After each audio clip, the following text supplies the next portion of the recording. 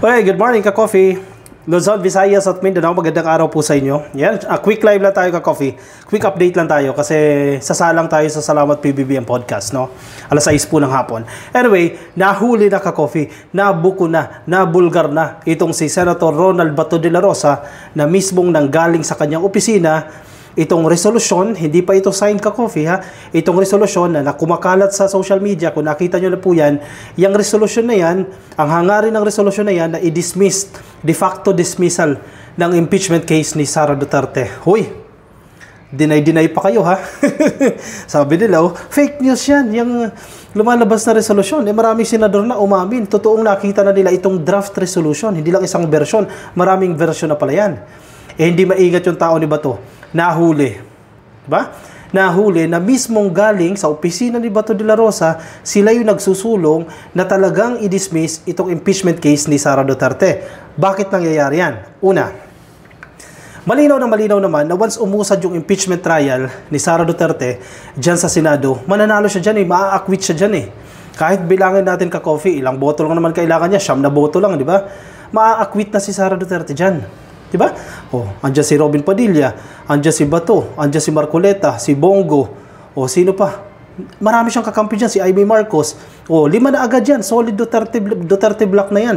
4 na lang. Marami pa siyang kakampi doon sa mga natitira ng mga senador. Bakit ayaw ni Sara Duterte o ng kampo ni Duterte na umusad yung impeachment trial na yan? Alam mo kung bakit? Mabubulgar si Sara Duterte. Mabubulgar yung kanyang mga kalukuhan. Pag umusad na yung impeachment trial, kung uusad ka coffee ha, pero mukhang malabo-labo na as of the moment, no? Kung uusad yan, isa-isang maglalabasan yung mga ebidensya laban dito kay Sara Duterte. Masisira siya sa mga DDS. Sabihin natin, may 100 na DDS. Once na umusad yung trial na yan, kahit papano, 2, 3, 4, 5, o 10, o 20, magiging negatibo ang imahe ni Sara Duterte. Kaya ang kanilang measure ngayon, ang kanilang ginagawa, as much as possible, wag nang pausarin yung impeachment trial, kundi i-dismiss na agad yan. Kasi kumbaga, pag nagsimula yung impeachment trial, mabubuksan yung mga ebidensya. Wag na natin pag-usapan kung makukonvict siya dyan o maa-acquit. Mabubuksan yung mga ebidensya, masisira lalo ang imahe ni Sara Duterte. Kaya ayaw na nila umusad yung impeachment trial na yan. Kaya as early as now, diba? Dinelay nila yan to the point na i-dismiss na lang nila. Chis Escudero, siya ang Senate President. Enabler siya. June 2, supposedly, presentation ng Articles of Impeachment, inuro niya ng June 11. June 11, ano pang mapapala mo dyan? June 13, CDDA, tapos na yan. Ang 19th Congress, tapos na. Magti-20th Congress na. Anong narrative dyan? Hindi na pwedeng itawid yan sa susunod na Kongreso. Kaya si Bato, nagkaroon ng dahilan. May ginawang resolusyon na. Kulang na sa material time. Yan ang kanilang narrative. Kulang na sa material time. At talagang dapat nang i-dismiss, de facto, dismiss na yung impeachment case ni Sara Duterte. Dumidiskarte kayo nasa balita ng Philippine Star. Confirmed na yan. A loyal Duterte lieutenant, Senator Ronald de la Rosa confirms that it was his office which prepared the draft resolution seeking to de facto dismiss the impeachment complaint against Vice President Sara Duterte. Huli. Malinaw na malinaw. Sa kanya lang galing. Sa opisina niya. Hindi man pwedeng kikilos mag-isa yung staff niya. Kahit chief of staff niya pa yung gumawa niyan o nag-draft, hindi ang kikilos mag-isa na walang basbas. Diba? Inutusan yan ni Bato. Sino nag-utos kay Bato? Siya lang? Siya lang nakaisip niyan? Hindi pwede. Hindi pwede siya lang nakaisip niyan. May nagkukumpas dyan, ito gawin mo. May nagkumpas dyan. Mas mataas sa kanya na makakaisip ng ganyang diskarte, na ganyang palusot. Dahil kung siya lang, mukhang mahihirapan siya. Ang ganda ng pagkakasulat ng resolusyon Teka, balikan natin yan. Sabi ng iba, fake news yan. Yan, umamin din mismo. Nagaling din mismo sa kanila yan. Wait lang, pakita ko sa inyo ka-coffee. Binasa natin ito kanina sa isang vlog natin Ganda ng pagkakasulat ng resolusyon Talagang taga-Senado Consistent with the foregoing, the articles of impeachment against Vice President Duterte must necessarily be deemed de facto dismissed. by virtue of the inability of the Senate to properly consider the same because of the timing of the transmittal thereof by the House of Representatives. May sisihan pa na nangyari na naganap. O, sinisisi pa itong House of Representatives. Bakit pinatulog nyo yan dyan? Diba? Bakit nagtagal sa HOR yan? Kaya ngayon, yan ang resulta. Total, nagtagal sa HOR, tinulugan sa Senado, madidismiss na. Kawawa ang taong bayan dito. Nagkasisihan pa. Now therefore, be it resolved, as it hereby resolves, for the Senate to declare a de facto dismissal of the impeachment case against Vice President Sara Zimmerman Duterte by operation of the 1987 Constitution. Para-paraan talaga, oo.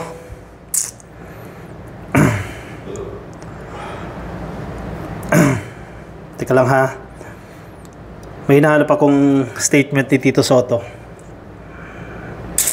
Grabe ginawa nila dyan. Pinaglaruan nila ang taong bayan dyan. Biruin mo, sa lahat ng ginawang kasalanan ni Sara Duterte, yung pagwawaldas ng confidential funds, yung issue ni Libere Grace Piatos, yung pagsusuhol sa mga opisyal ng Department of Education, wala na. Naglaho na parang bula. At nakakuha pa siya ng proteksyon kasi 1 year hindi siya pwedeng sampahan ng impeachment case dahil nakalagay sa ating konstitusyon. Oh. Si Tito Soto nagsalita. Ano sinasabi ni Tito Soto dyan? I just learned that the impeachment transmitted by the House of Representatives last February has never been referred to the Senate Rules Committee. Ay, grabe. Biruin mo? Sino sisihin mo dyan? May pagkukulang ang Senado? Sino sisisihin mo? Si PBBM? Kasalanan ni PBBM yan?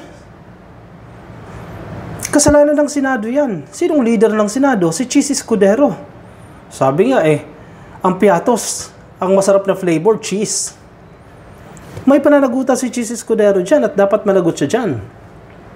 Kung totoo man itong sinasabi ni Tito Soto at malamang sa malamang, hindi maglalabas ng ganitong statement si Tito Soto nang wala siyang matibay na ebidensya, wala siyang matibay na reference, hindi niya sasabihin yan. Di ba? Ang sinasabi ni Chis Escudero, sumusunod siya sa protocol. Di ba? Kung ano yung protocol, sinusunod. Paulit-ulit niya sinasabi niyan Bakit ito lumusot? Kala ko ba sumusunod sa protocol? Bakit lumusot yan?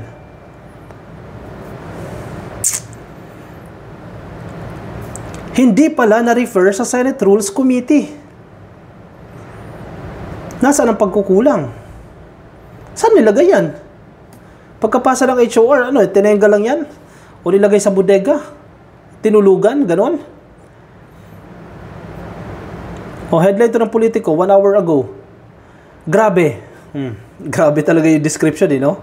O advertisement. Teka lang, nag-add. Grabe daw.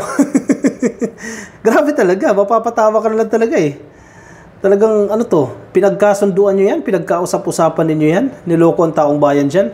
O grabe. Nasa politiko yan Tito Soto exposes extent of Chis Escudero's delaying tactic on VP Sara's impeachment. Walang ibang sisisihin dyan kundi si Chis Escudero. Kung ang sinong may kasalanan dyan, si Chis Escudero yan. The impeachment complaint against Vice President Sara Duterte has yet to advance in the Senate despite being transmitted by the House of Representatives last February. Sinisisi nila ang HOR kasi pinatulog daw sa HOR. Okay, admittedly. Sige. Nagkaroon ng pagkukulang itong House of Representatives dahil December pa lang na-file yan. Umabot ng January, February, 2 months na.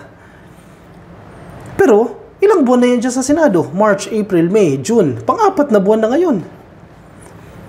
Sisihin mo pa rin ang HOR dyan. Bakit dinidelay ni Chis Escudero yan para sa kanyang posisyon? Para manatili siya dyan sa posisyon niya. Senator-elect Vicente Soto III disclosed on Twitter on Tuesday that the articles of impeachment transmitted by the House of Representatives on February 5, just before the congressional break, have not been referred to the Senate Rules Committee. Saan nilagay? Hindi umusad sa madaling sabi. I just learned that the impeachment transmitted by the HOR last February has never been referred to the Senate Rules Committee. Ay grabe, sabi ni Tito Soto. Chis, sagutin mo yan.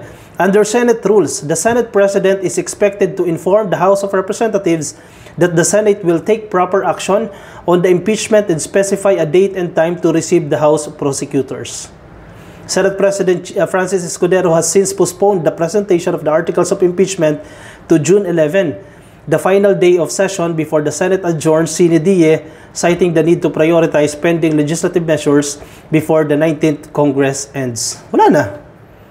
Nilusutan na lang talaga to ni Chis Escudero. Yung pag-move niya dyan sa June 11, wala ka na mapapala dyan. 2 days na lang.